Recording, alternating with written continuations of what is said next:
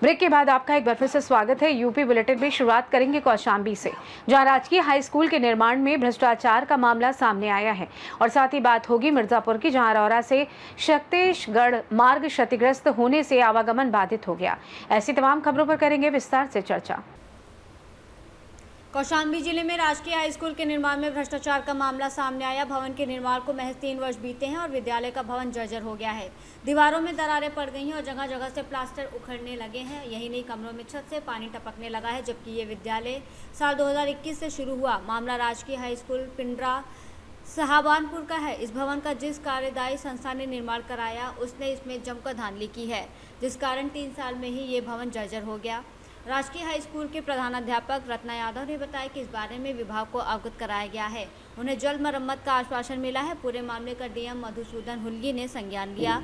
उन्होंने संबंधित विभाग से कार्यदायी संस्था की पत्रावली तलब की है। इस मामले में डीएम ने कार्यदायी संस्था से मरम्मत कराने की बात कही है।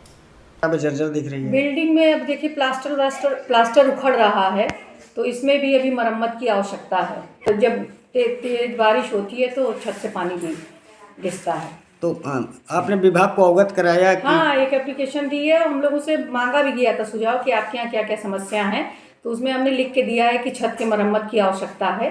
पूरा एक डिटेल, बहुत सारे पॉइंट्स थे उसमें कि आपके विद्यालय में किन किन चीज़ों की आवश्यकता है। तो वो सारी चीज़ें हम लोगों ने लिख करके, मतलब सभी विद्यालयों से मांगा गया था, लिख करके दिए और हमें वहाँ से आश्वासन भी दिया गया है कि जल्द ही इसका समाधान होगा। कौशाम्बी से सीनू संवाददाता इम्तियाज अहमद की रिपोर्ट। मिर्जापुर के चुनाव क्षेत्र के बन इमलिया ग्राम सभा में हवा में झूलता नजर आ रहा क्रिकेट स्टेडियम। ग्रामीणों ने आरोप लगाया कि 2007 से गांव के सभी नवयुवक मिलकर क्रिकेट प्रतियोगिता कराते थे, लेकिन जब स्टेडियम ग्राउंड बनाया गया तब से पुराने क्रिकेट ग्राउंड और जहां नवयुवक दौड़ते थे, दोनों ग्राउंड खराब कर दिया गया। ये भी आरोप लगाया कि गाँव की नदी का मिट्टी वाले बालू से निर्माण कराया गया। ग्रामीणों ने बताया कि मिट्टी डालने के बाद उसके ऊपर नींव डाली गई थी, जिसके कारण 4 दीवारी गिर गई और मिट्टी बह गया, जिसके कारण आज गांव के क्रिकेट प्रेमी क्रिकेट नहीं खेल पा रहे हैं। सबसे बड़ा सवाल यह है कि जिस तरह मैपिंग हुई उस तरह से निर्माण नहीं हुआ। अगर मैपिंग के अनुसार निर्माण हुआ तो किस इंजीनियर ने इसे मैपिंग किया कि पानी का एक भी झटका नहीं सह पाए, क्रिकेट स्टेडियम धाराशायी हो गया। स्थानीय संवाददाता द्वारा ग्राम प्रधान से वार्ता किया गया तो ग्राम प्रधान ने बताया कि बारिश खत्म होने के बाद बनवाया जाएगा। अब जनता की निगाह इस बात पर भी लगी है कि प्रधान का कार्यकाल भी करीब है, चुनाव भी लगभग 2026 में किया जाएगा। तो क्या नाम है? मेरा नाम काजू पटेल है। यहाँ पे लगभग इस 2007 से यहाँ पे मैच कराया जा रहा था हमारे गांव के लोग, मतलब बच्चे द्वारा। और यहाँ पे 2024 में एक पिच का निर्माण हुआ जिसका नाम नंदलाल भारती स्टेडियम रखा गया था और मेरे ग्राम प्रधान नंदलाल भारती द्वारा निर्माण किया गया है। लेकिन इस पिच क्या अपने ही नाम से इस स्टेडियम का नाम रखे थे? हाँ, इस स्टेडियम का नाम अपने ही नाम से रखे थे। इसका वर्तमान में नंदलाल भारती स्टेडियम है या बदल दिया गया? नहीं, इसका नाम बदलकर वर्तमान में इस स्टेडियम का नाम बदलकर रखा। क्या नाम है? शेरू सिंह पटेल।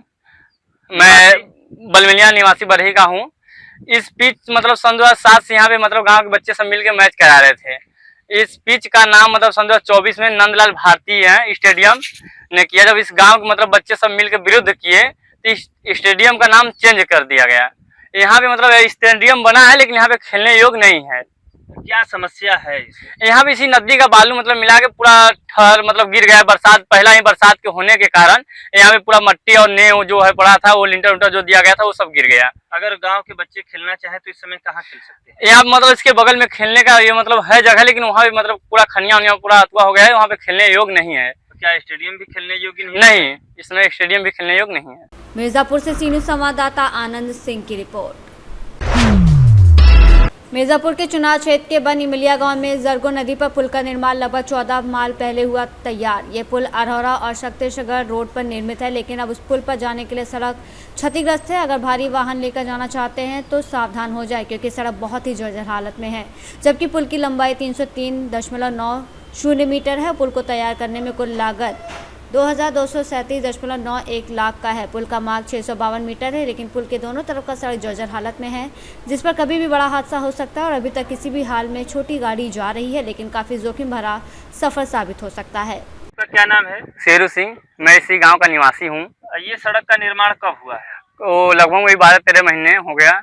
ये सड़क कहाँ से कहाँ तक के लिए बनाया गया ये है? सड़क मतलब अहरौरा से छत्तीसगढ़ का मार्ग है। तो इस सड़क पे अभी अगर भारी वाहन किस तरह से ये जो पुल हमारे गांव में बना था, बलमिलिया गांव में, मतलब यही जरगो बांध के बीच में बना है। मतलब इस समय मतलब रोड जो है दलदल हो गया है पूरा। अगर भारी वाहन आएंगे तो इसमें बच जाएंगी। इस पे मतलब इस जर्जर की वजह से इस सड़क से पुल पे जाने के लिए कोई अच्छी कोई नहीं। आपका क्या नाम है? मेरा नाम काजू पटेल है, मैं इसी गांव का मूल निवासी हूं। ये जो रोड बना है ना, अहरौरा से लेकर छत्तीसगढ़ मार्ग के लिए है।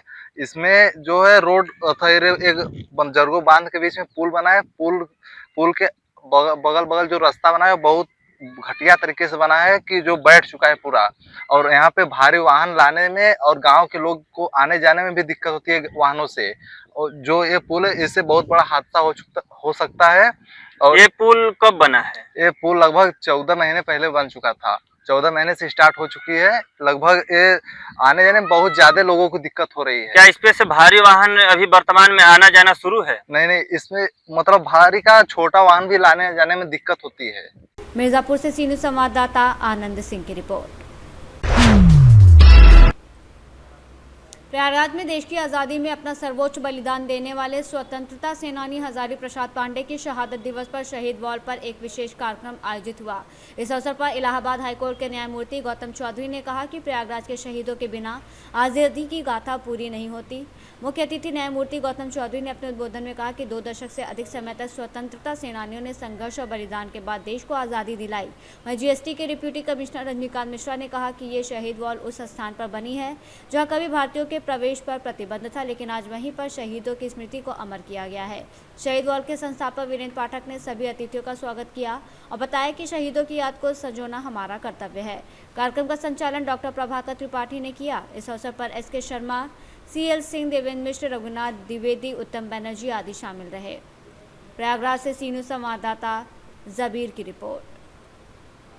फिलहाल के लिए इस खास बुलेटिन में बस इतना ही। देश दुनिया की तमाम बड़ी खबरों को जानने के लिए जुड़े रहिए सी न्यूज़ भारत के साथ। हर खबर आपके साथ, आपके हाथ।